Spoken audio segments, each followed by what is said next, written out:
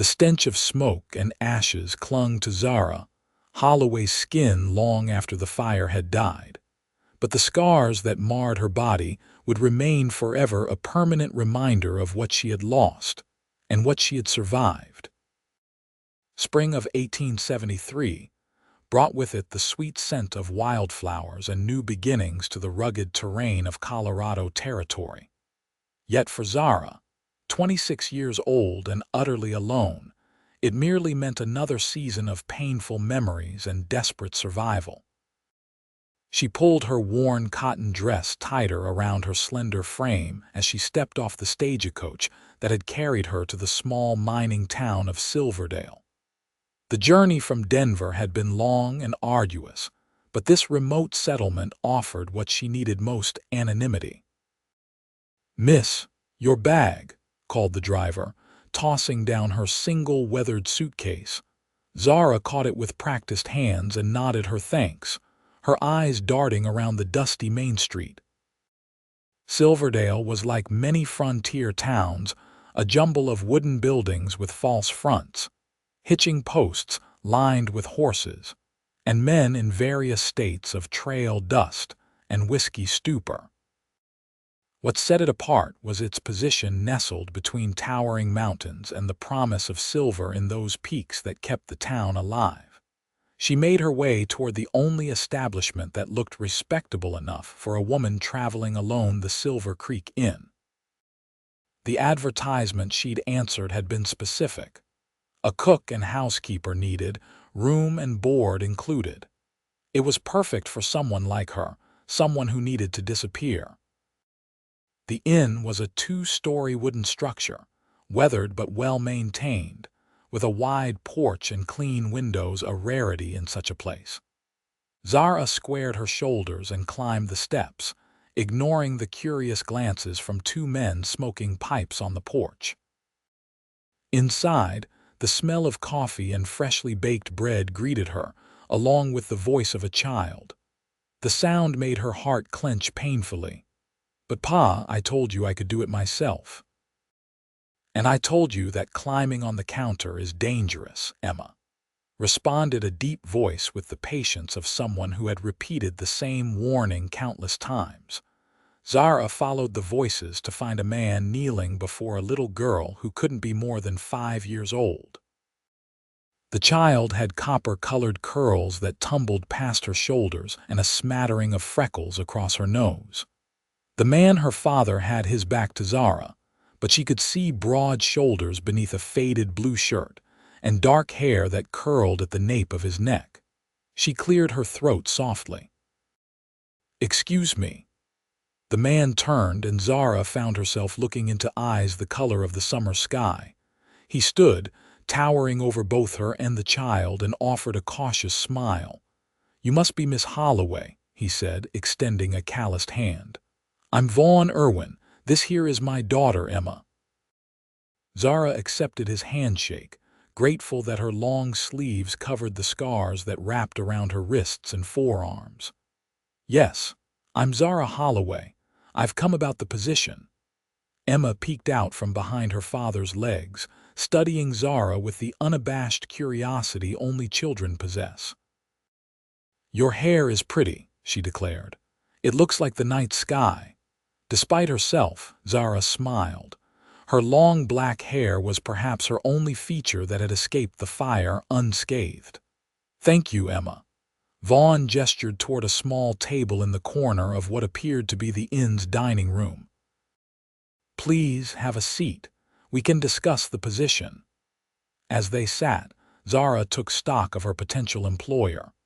Vaughn Irwin was younger than she had expected, perhaps 30, with the weathered look of a man who spent much of his life outdoors.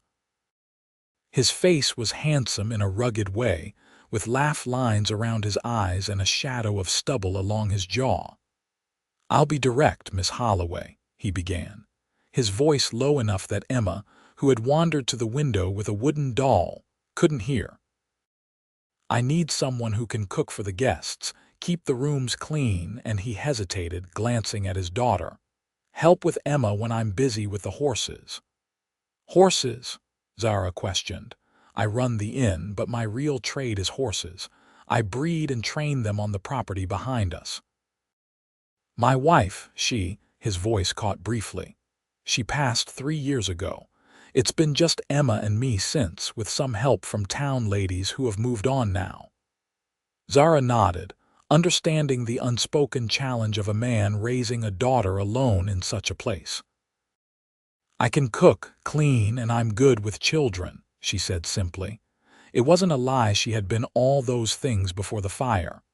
Your letter mentioned experience as a school teacher in Chicago. Another truth that felt like a lie now. Yes, for 4 years. And what brings you all the way out here? His gaze was direct but not unkind. Zara had prepared for this question. My parents died last winter. There was nothing left for me there. The half-truth tasted bitter on her tongue. Vaughn studied her for a long moment, as if trying to read the story written in the careful way she held herself in the shadows behind her eyes. Finally, he nodded. The work is hard but fair.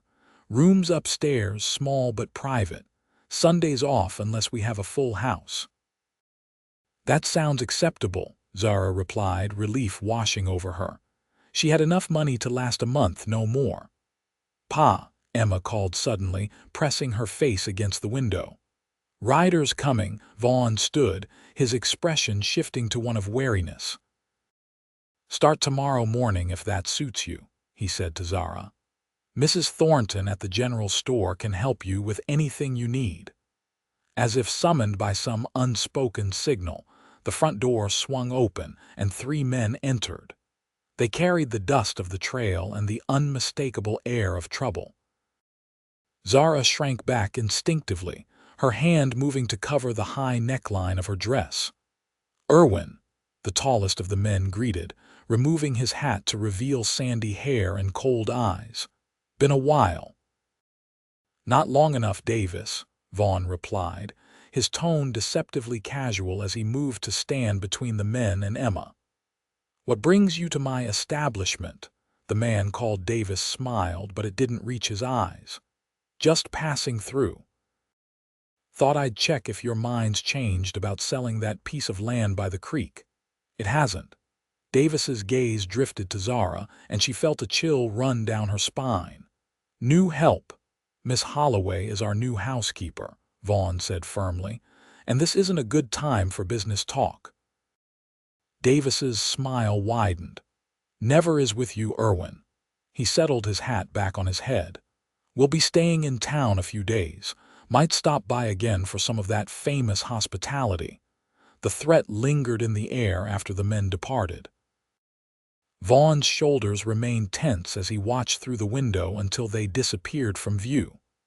Sorry about that, he said finally, turning back to Zara. Thomas Davis has been trying to buy the water rights to my land for years. Gets less polite about it each time. Zara nodded, understanding all too well how quickly politeness could give way to violence. I should get settled, she said, rising from her chair. Which room will be mine? Vaughn seemed to remember himself. Of course. Emma, show Miss Holloway to the room at the end of the hall upstairs. The little girl bounced to her feet, suddenly animated. Come on. I helped Pa clean it yesterday. It has a window that looks at the mountains. As Zara followed Emma up the narrow staircase, she felt Vaughn's eyes on her back. She straightened her posture, ignoring the pull of scar tissue beneath her dress. This was her chance, a new beginning far from Chicago and the memories that haunted her. All she had to do was keep her secrets hidden, just like her scars. The room was small but clean, with a narrow bed, a washstand, and a chest of drawers. True to Emma's word, the window offered a spectacular view of mountains painted gold by the setting sun. You like it? Emma asked, hopping onto the bed. It's lovely, Zara replied, setting her suitcase down. Pa says you're going to help take care of me, Emma continued, swinging her legs. The last lady was old and smelled like cabbage. Despite herself, Zara laughed. Well, I promise not to smell like cabbage. Emma studied her with those clear blue eyes, her father's eyes. "Why do you look sad?" The question caught Zara off guard. "Do I?" Emma nodded solemnly. "In your eyes. Pa looks that way sometimes when he thinks I'm not watching. Children saw too much, understood too much, even when adults thought they didn't." Zara sat beside Emma on the bed. "Sometimes grown-ups remember sad things," she explained gently. "But that doesn't mean we're sad all the time." Emma considered this. "Pa says Mama watches over us from heaven. Is someone you love in heaven too?" The innocent question pierced Zara's carefully constructed defenses. "Yes," she whispered. "Someone I loved very much." "Then they're watching over you too," Emma declared with the certainty only a child could possess. She slid off the bed. "I have to help Pa with supper. He burns things if I don't watch him." Left alone, Zara unpacked her meager belongings. 2 dresses, a nightgown, undergarments, a hairbrush, and a small wooden box she placed beneath her pillow. Inside that box was all she had left of her former life, a charred photograph and a tiny silver locket. When darkness fell, she undressed carefully, her fingers tracing the network of scars that covered her back, her arms, and her right leg. In the dim light of the oil lamp, they looked like a map to places she wished she'd never been. Morning came with the sound of Emma's laughter drifting up from below. Zara dressed quickly in her better dress, high-necked, long-sleeved, and dark blue, and pinned her hair into a simple knot at the nape of her neck. She was determined to prove her worth from the first day. The kitchen was warm and filled with the scent of coffee when she entered. Vaughn stood at the stove, attempting to flip pancakes while Emma sat at the table, giggling at his efforts. "Good morning," Zara said, announcing her presence. Vaughn turned, relief evident on his face. "Miss Holloway, you're just in time to save breakfast." "And Pa," Emma added with another giggle. Zara smiled, rolling up her sleeves carefully to ensure they still covered her scars. "Why don't I take over while you see to your other morning duties?" Vaughn handed over the spatula with mock solemnity. "I'll check on the horses and be back to help with the guests. We have 3 rooms occupied, miners mostly, simple men who appreciate any food that isn't their own cooking." As he left, Zara felt an unexpected sense of ease settle over her. The kitchen was organized enough, and cooking had always calmed her. She set about rescuing the pancakes and preparing a proper breakfast. Emma watched her work with fascination. "You don't make a mess like Pa does." "Years of practice," Zara replied, mixing more batter. "Would you like to help?" The child's face lit up, and soon they had established a rhythm, Zara cooking, Emma setting the table and chattering about everything from her favorite horse, a gentle mare named Daisy, to her best friend in town, the blacksmith's son, Thomas. By the time Vaughn returned, the dining room was filled with the aroma of fresh pancakes, bacon, and coffee. The 3 male guests, indeed minors, as evidenced by their calloused hands and weathered faces, were already seated and eating with appreciative murmurs. Vaughn paused in the doorway, his expression one of surprise and something else Zara couldn't quite name. "This is quite a transformation," he said quietly as he approached the kitchen. "Just doing what you hired me for," Zara replied, feeling an unexpected flush of pride. "Pa, Miss Holloway let me flip a pancake all by myself," Emma announced, tugging at her father's hand. "Did she now?" Vaughn smiled down at his daughter before meeting Zara's eyes. "Thank you." There was genuine gratitude in his voice, and for a moment, Zara allowed herself to believe that perhaps this arrangement could work, that she could find peace in this remote corner of the world, caring for a widower and his daughter. But peace, she had learned, was a fragile thing. The days fell into a pattern. Zara rose early to prepare breakfast for the guests, cleaned the rooms, prepared lunch and dinner, and in between, spent time with Emma. The little girl was bright and curious, and Zara found herself sharing her knowledge of reading and arithmetic during quiet afternoons. Vaughn worked with his horses most days, training them with a gentle hand that spoke of years of experience. Occasionally, buyers would come to see his stock, mostly ranchers and sometimes cavalry officers looking for mounts. He had a reputation, Zara learned from town gossip, for breeding the finest horses in 3 counties. A week into her employment, Zara was hanging laundry in the yard behind the inn when she heard hoofbeats approaching. Shielding her eyes from the sun, she saw Vaughn returning from exercising a young stallion, Emma perched in front of him on the saddle. The sight of them together, the tall, broad-shouldered man and the tiny girl with copper curls, created an unexpected ache in Zara's chest. They looked so right together, father and daughter against the backdrop of mountains and open sky. "Miss Holloway," Emma called, waving excitedly. "Pa, let me hold the reins." Vaughn dismounted with fluid grace before lifting Emma down. "She's a natural," he said with obvious pride. "Takes after her mother that way." It was the first time he'd mentioned his late wife directly to Zara. She noted the flicker of pain that crossed his face, quickly masked for his daughter's sake. "I'm sure she does," Zara replied softly. "Dinner will be ready soon. Apple pie for dessert." Emma clapped her hands in delight and ran toward the house, leaving the adults alone in the yard. Vaughn led his horse toward the small stable, and after a moment's hesitation, Zara followed. "She's flourishing with you here," Vaughn said as he removed the saddle. "I haven't seen her this happy in a long time." "She's a wonderful child," Zara replied honestly. "You've done well with her." Vaughn's hands stilled on the saddle blanket. "I've done my best, but there are things a girl needs that a father can't provide." He looked at Zara directly. "A woman's guidance, for one." The implication hung between them, unspoken but clear. Zara broke eye contact first. "I'm glad I can help while I'm here." "And how long might that be?" he asked, his voice carefully neutral. It was a fair question. Zara had initially seen Silverdale as a temporary haven, a place to hide until she decided where to go next. But the thought of leaving Emma, and if she were honest with herself, Vaughn created an unexpected sense of loss. "I haven't decided," she admitted. "It depends on circumstances." Vaughn nodded, accepting her vague answer. "Well, you have a place here as long as you want it."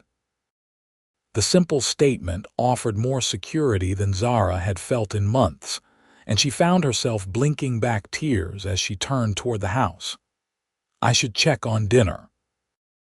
That night, long after Emma had been tucked into bed with a story and the guests had retired, Zara sat by her window, watching stars appear above the mountains.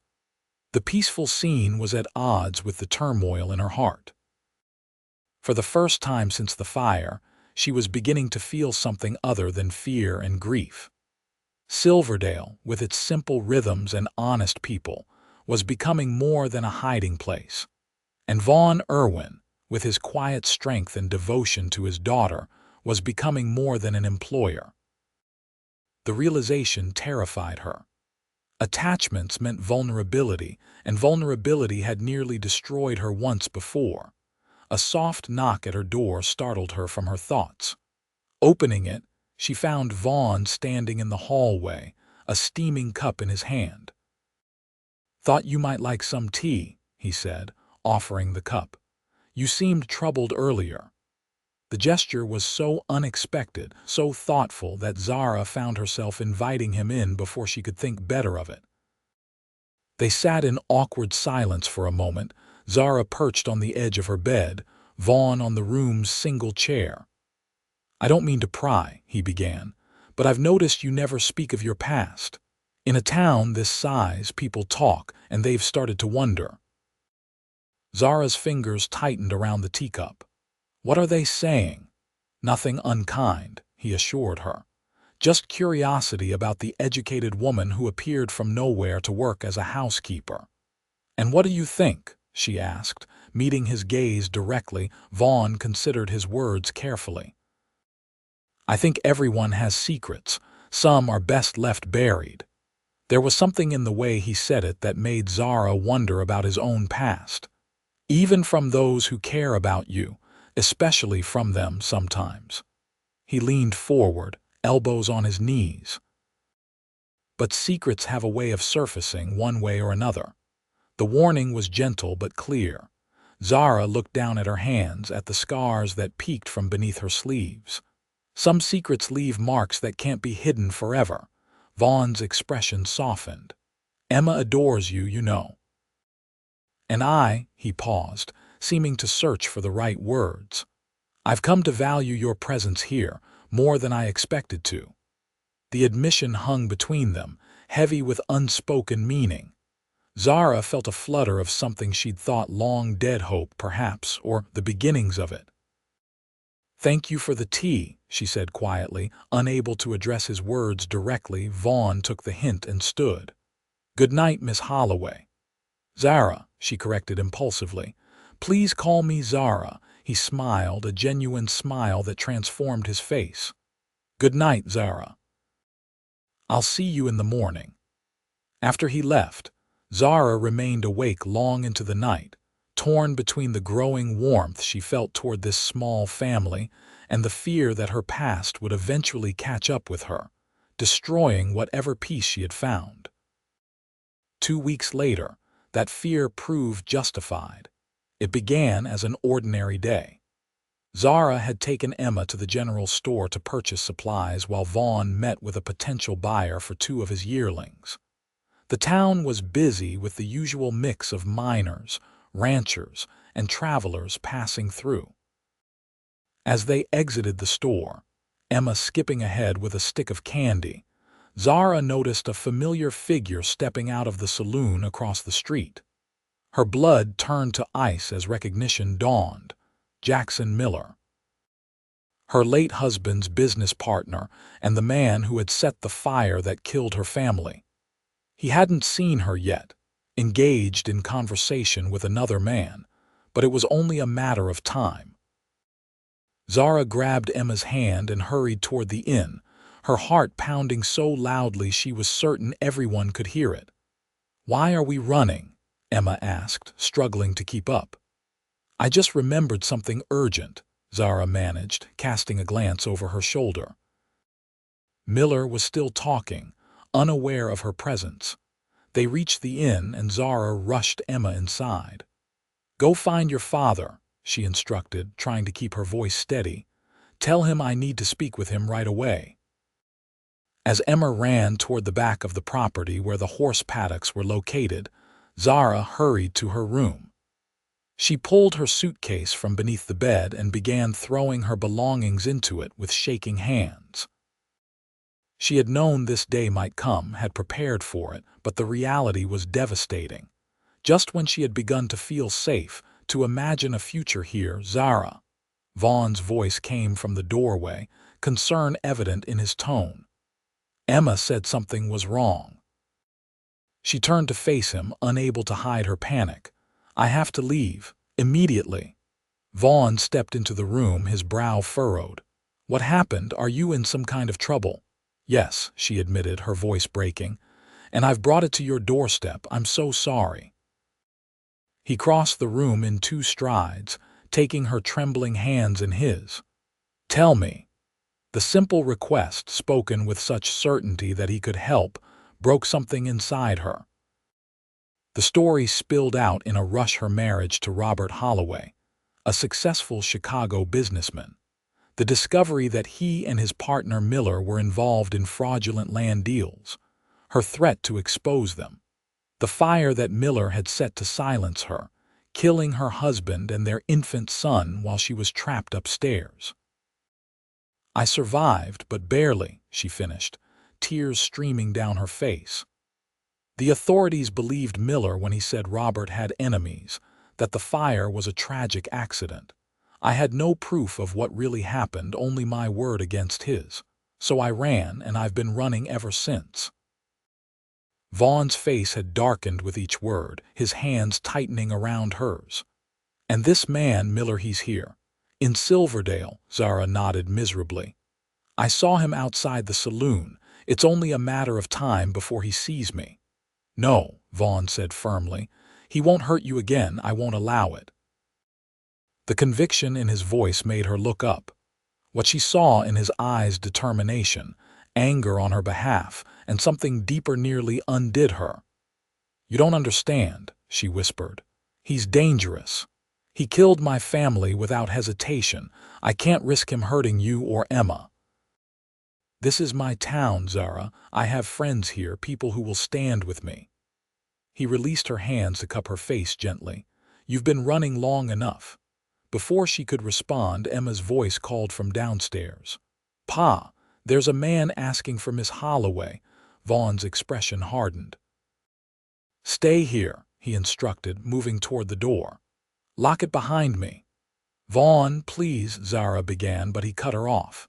"Trust me," he said simply, and then he was gone. Zara locked the door with shaking hands, then pressed her ear against it, straining to hear.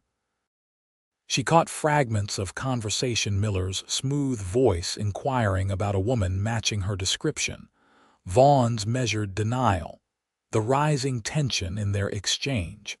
Unable to bear it, she unlocked the door and crept to the top of the stairs. From there, she could see into the inn's main room where Vaughn stood facing Miller. Emma was nowhere in sight, thank God for small mercies. "I know she's here, Irwin," Miller was saying, his tone conversational but with an undercurrent of menace. "The shopkeeper mentioned your pretty new housekeeper. Dark hair, educated speech, sounds exactly like the widow I've been trying to find." "Can't help you," Vaughn replied, his stance relaxed but his right hand resting near the revolver at his hip. "My housekeeper is visiting family in Denver. Won't be back for weeks." Miller's smile didn't reach his eyes. "That's strange. 2 people saw her in town not an hour ago. Then they were mistaken." Vaughn didn't flinch under Miller's scrutiny. "Now, if you'll excuse me, I have business to attend to." Miller took a step forward. "I don't think you understand the situation. The woman I'm looking for is mentally unstable, dangerous even. She made wild accusations after her husband's tragic death, threatened innocent men. It would be in everyone's best interest if she were found." Zara felt bile rise in her throat at the calculated lies. She gripped the banister, fighting the urge to confront him, to scream the truth. "That's so." Vaughn's voice had cooled several degrees. "Well, if I see anyone fitting that description, I'll be sure to exercise appropriate caution." The underlying threat wasn't lost on Miller. His face hardened. "You're making a mistake, Irwin." "Wouldn't be my first," Vaughn replied evenly. "Doors behind you." For a tense moment, Zara thought Miller might refuse to leave, might draw the pistol she knew he carried. Instead, he smiled that cold smile again. "I'll be staying at the hotel for a few days. We'll continue this conversation later." As soon as he was gone, Vaughn locked the door and turned toward the stairs. His eyes widened when he saw Zara standing there, but he didn't comment on her disobedience. Instead, he climbed the stairs to stand before her. "Where's Emma?" Zara asked, her voice barely above a whisper. "With Mrs. Thornton," Vaughn replied.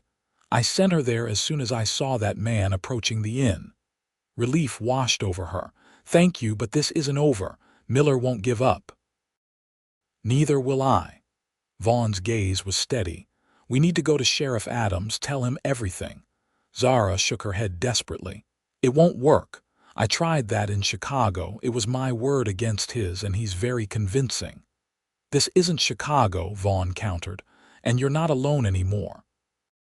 The simple declaration brought fresh tears to her eyes. Vaughn reached out, hesitated, then gently brushed a tear from her cheek. The touch sent a current through her, a reminder of all she had begun to feel for this man. I couldn't bear it if something happened to you or Emma because of me, she admitted. I've already lost one family. Vaughn's expression softened. Is that what we are to you? Family? The question laid bare emotions Zara had been trying to deny. I don't know what else to call it, she whispered. The way I feel when I'm with you both. He took her hands in his, turning them gently to expose the scars that wrapped around her wrists. For the first time, she didn't pull away, didn't try to hide them. These don't define you, he said quietly.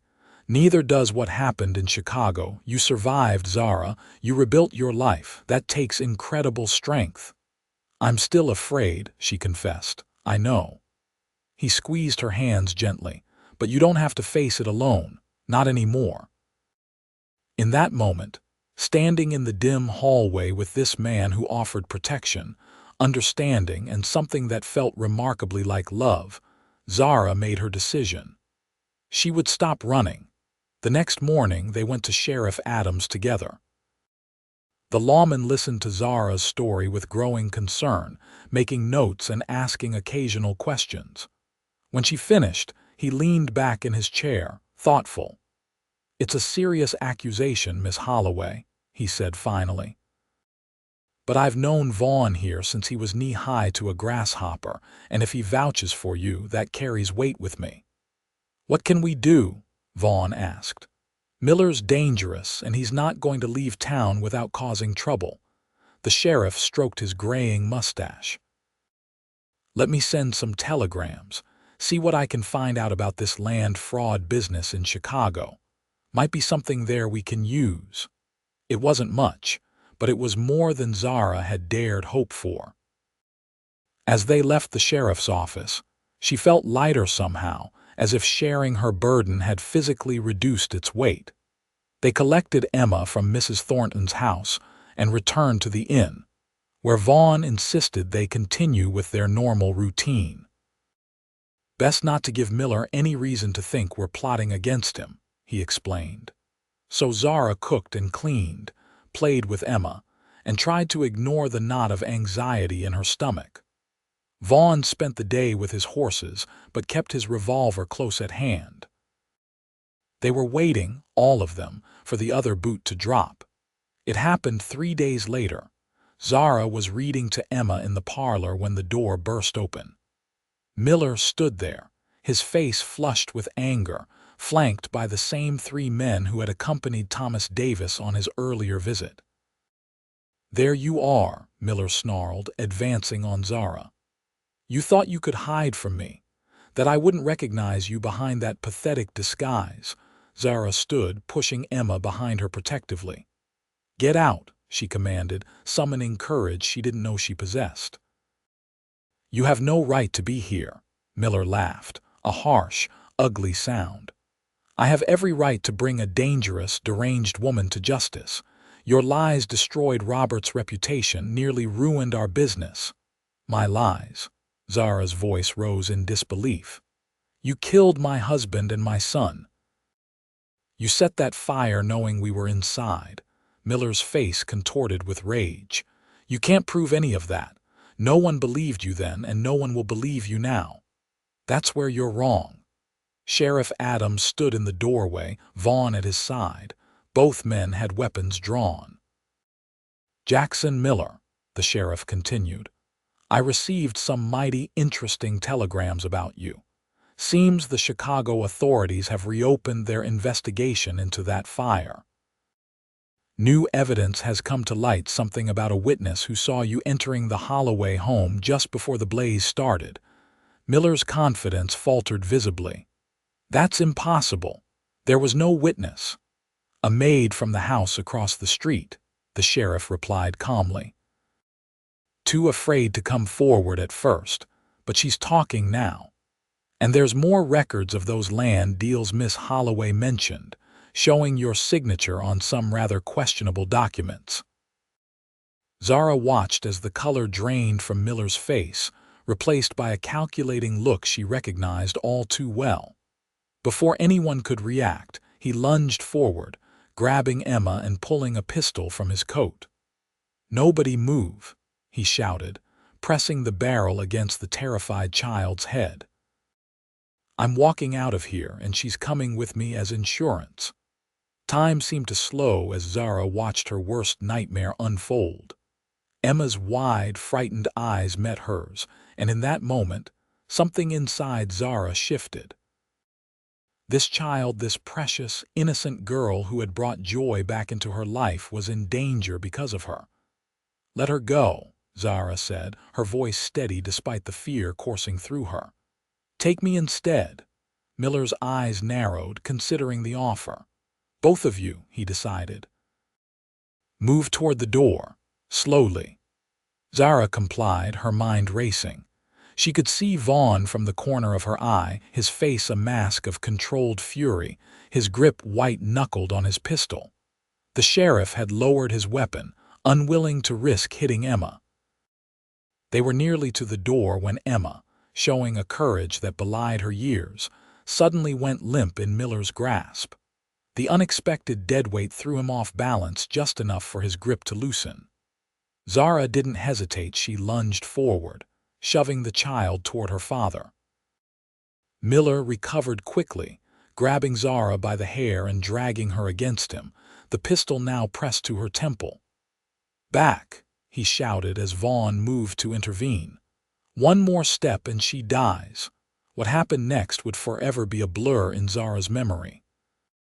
Miller began backing toward the door, using her as a shield.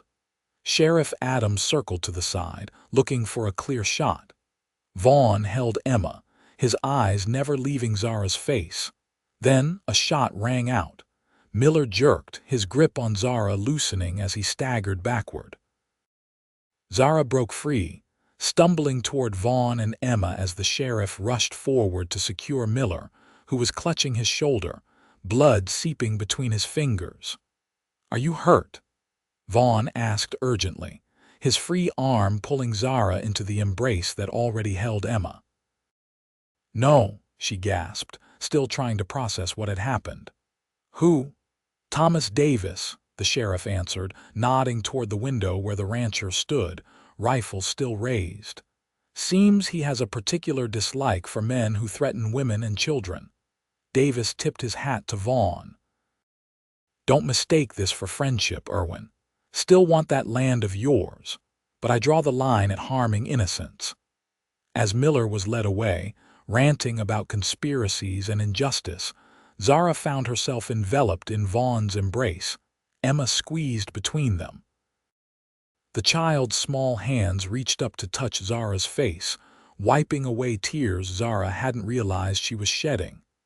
"It's okay now," Emma said with the simple faith of childhood. "The bad man can't hurt you anymore." Vaughn's arms tightened around them both. "She's right," he murmured against Zara's hair. "It's over." And somehow, standing there in the aftermath of violence, surrounded by the people who had become her world, Zara believed him. For the first time in nearly a year, she felt the iron bands of fear around her heart begin to loosen. The following weeks passed in a haze of legal proceedings and healing. Miller was extradited to Chicago to face charges for arson and murder, accompanied by Sheriff Adams and the sworn testimonies of everyone involved in Silverdale. The maid's testimony, combined with newly discovered financial records, ensured he would never walk free again. Through it all, Vaughn remained a steady presence at Zara's side, his quiet strength a balm to her wounded spirit. And Emma, with the resilience of youth, seemed to bounce back quickly from her ordeal, though she now insisted on sleeping with her bedroom door open so she could see the light from the hallway. It was Emma who first called Zara Mama, one lazy Sunday afternoon as they sat on a blanket near the creek that ran through Vaughn's property. The child had been braiding wildflowers into Zara's hair, chattering about the upcoming town festival, when she suddenly went quiet. "What is it, sweetheart?" Zara asked, turning to face her. Emma's small fingers reached out, touching the edge of a scar that peeked from the neckline of Zara's dress.